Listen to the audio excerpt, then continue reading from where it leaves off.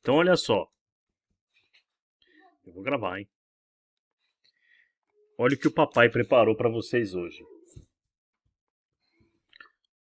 Um texto no qual, basicamente, eu desejo compartilhar a seguinte mensagem. Não importa o que aconteça, na economia só existem 4 tipos de cenários possíveis. O primeiro deles é crescimento com inflação, crescimento e deflação, recessão e inflação, e recessão e deflação. Veja bem, a prova de que isto é verdade é este gráfico que vocês estão vendo aqui. Vou dar um zoom nele, tá vendo? Deixa eu afastar aqui a minha carinha, veja bem. Você tem no eixo das abscissas o tempo, tá vendo? A linha do tempo que começa ali em meados dos anos 40 e vai até os dias atuais. E você veja que em cada período existe uma corzinha associada a ele. De modo que, veja que ali, ó, olha só, dos anos 40 até os anos 50, sempre que você vê a corzinha verde, você está num período de desaceleração desinflacionista, que é o termo do português de Portugal, mas em francês é em português, aliás, é deflacionário, é o uso mais corrente, tá certo? Ou seja, tem recessão e deflação, tá certo? Quando a cor é vermelha, nós estamos em um cenário de desaceleração ou recessão inflacionária, tá certo? Veja que é um cenário que se dá de forma relativamente frequente, tá vendo ali, ó, da metade dos anos 70 até mais ou menos a metade dos anos 80, depois ali no comecinho dos anos 2000 até meados de 2010. Veja bem que é algo que se dá de forma relativamente frequente. Existe o crescimento desinflacionista ou crescimento deflacionário, que é o estado natural do capitalismo, onde existe crescimento da economia e ao mesmo tempo os preços estão abaixando, tá certo? Você consegue comprar mais coisas com a mesma quantidade de dinheiro. E finalmente existe o cenário amarelo aqui, tá vendo?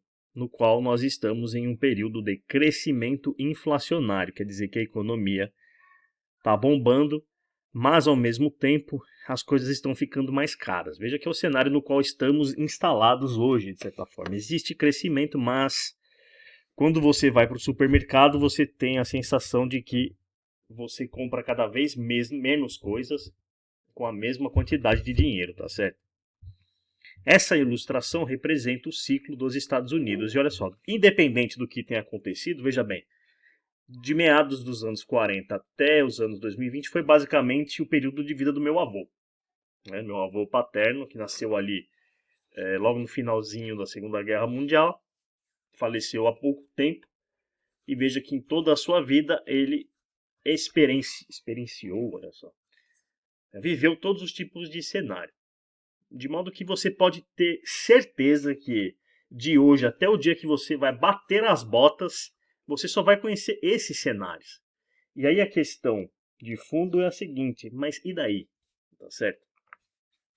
Por que que você colocou aí na sua thumbnail, né, com uma imagem de você deitado ali na rede, tomando uma água de coco, tranquilo? Porque é possível, por intermédio do estudo do passado, verificar que cada tipo de ciclo favorece e desfavorece alguns tipos de ativo, de modo que se você souber mais ou menos onde você está, o que é facilmente verificável, mas veja bem, abrindo um parênteses aqui, eu não vou explicar no vídeo de hoje como que eu calculo se nós estamos num período de crescimento e como que nós verificamos se estamos ou não em período de inflação. Mas basicamente, se você souber onde você está, é possível depreender os ativos que são mais ou menos interessantes, tá certo?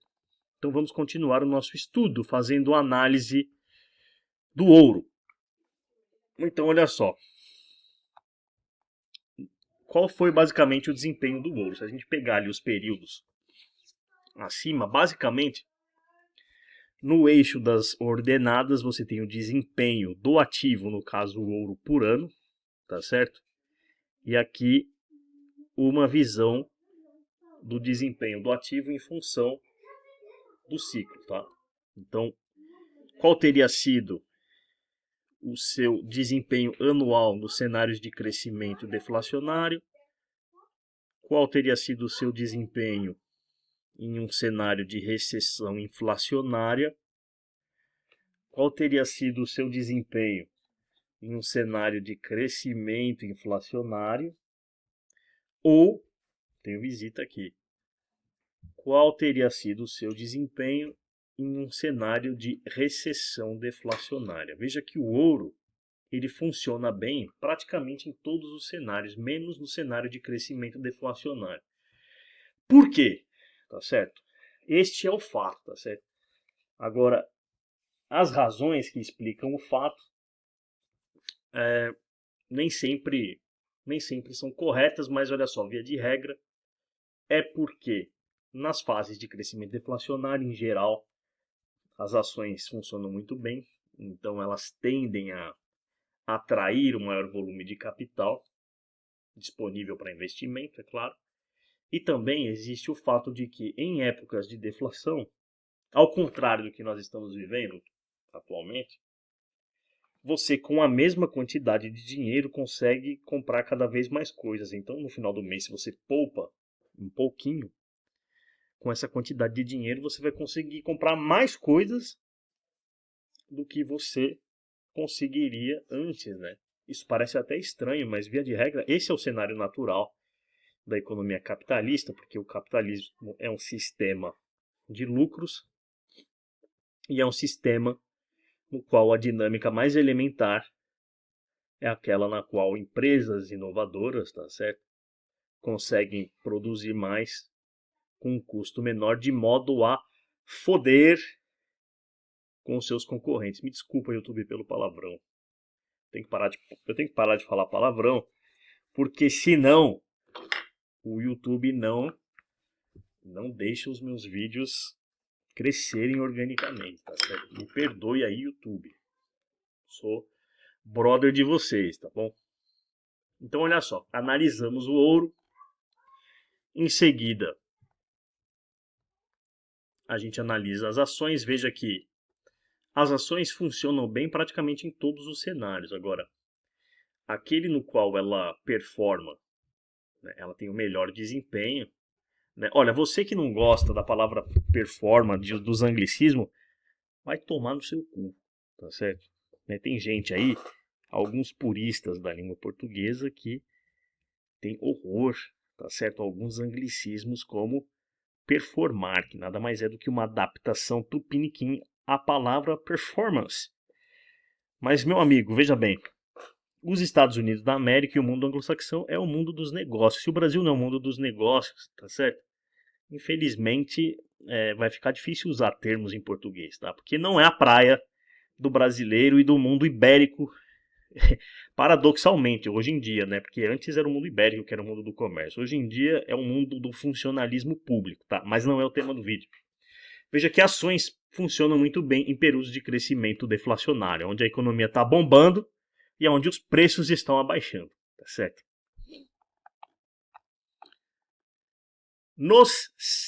Agora a gente vai analisar as obrigações de longo prazo.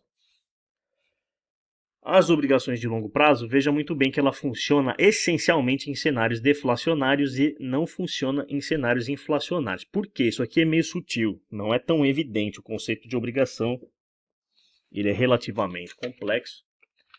Mas eu peguei uma notinha aqui e veja bem, você, via de regra, compra uma obrigação cujo valor de face é igual a R$100, por exemplo, tá? Então, olha só, estou falando aqui de obrigações de 10 anos no mínimo. Então, cada obrigação, se ela tem um preço nominal de 100, se a taxa de juros é de 4%, você a compra com um desconto de 96. Então, você vai lá, tá certo? No seu broker, na XP ou na puta que pariu, compra, tá certo? O seu papel de obrigação brasileira de longo prazo, você paga R$ 96, tá certo? Com desconto de 4%, e no final de 10 anos, o governo vai lá e, te paga 100.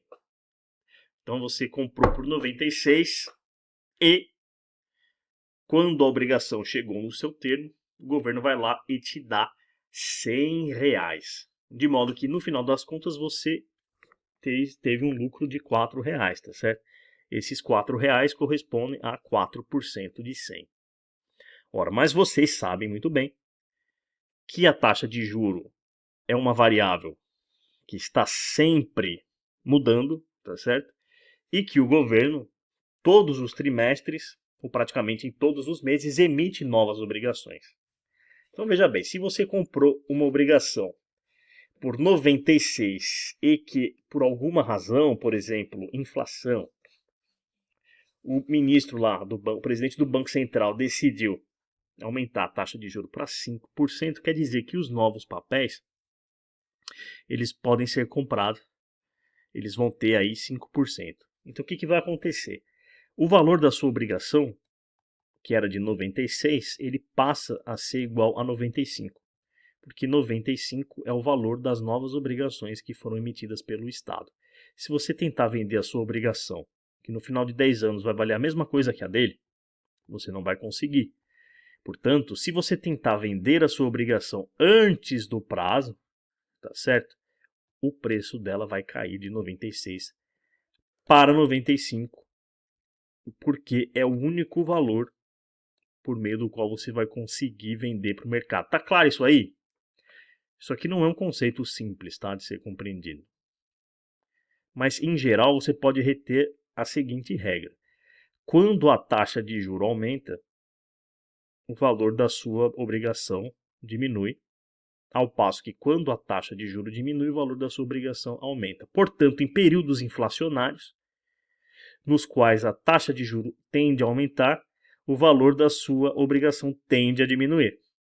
De modo que o que nós estamos vendo aqui nesse gráfico é coerente. Veja que obrigações em períodos de inflação, que eles sejam que eles sejam num quadro de crescimento ou de recessão, sempre dá ruim. Tá certo? Então nós falamos aqui, basicamente, nós estamos pegando os principais tipos de ativos. Eles são 4, tá? Você tem dinheiro vivo, você tem ações, você pode investir em obrigações de longo prazo, ou você pode investir no ouro, tá certo? Então a gente está pegando cada um dos ativos. Veja que o cash pode ser obrigações de curto prazo, dá praticamente na mesma.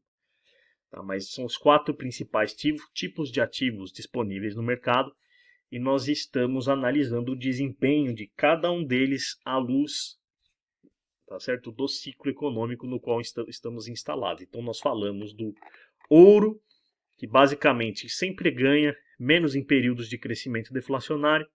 Nós falamos das ações, que ganham sempre, mas que ganham mais em períodos de crescimento deflacionário. Em seguida, nós falamos das obrigações, que sempre se fodem em períodos inflacionários. E em seguida, nós temos o cash, ou obrigações de longo prazo. Veja bem que o cash é um tipo de investimento relativamente seguro, que, independente do cenário, sempre perde ou ganha no máximo aí 0,5% ou 1%. Mas, via de regra, o cash num período de crescimento deflacionário tende a se valorizar. Por quê? Porque em períodos de deflação, se você guardar o seu dinheirinho no cofre, no mês seguinte você vai conseguir comprar mais coisas com a mesma quantidade de dinheiro. Então veja bem, nós podemos sintetizar, tá certo? Como cada um desses ativos vão se comportar em função do cenário macroeconômico no qual nós estamos instalados. De modo que, se você não quiser pensar muito, você só precisa olhar para o cenário no qual você está e verificar quais são os tipos de ativo, tá certo? Que vão funcionar, performar, olha só, da melhor forma possível, tá bom? Então, olha só, se você aí no Brasil você sabe que está no período de crescimento inflacionário,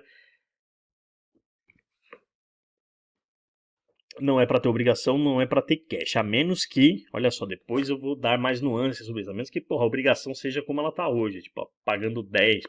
Mas, enfim, via de regra, é um cenário no qual você tem que ter ouro e ações. Um detalhe importante. Essa análise que eu fiz aqui foi baseada em dados dos Estados Unidos. Mas vocês vão ver que ela funciona relativamente bem para outros países. Mas isto vai ser um tema para outros vídeos, tá certo? Então, grava aí, pega esse quadrinho e se você quiser ficar tranquilo, independente do que aconteça no mundo, se é guerra, pandemia, bomba nuclear, tsunami, o caralho, você sabe que em algum desses 4 cenários macroeconômicos você vai estar. E uma vez com os 2 pés fincados nele, você sabe o que você tem que ter e o que você não precisa ter, tá? Então é isso, pessoal. Um abraço para vocês.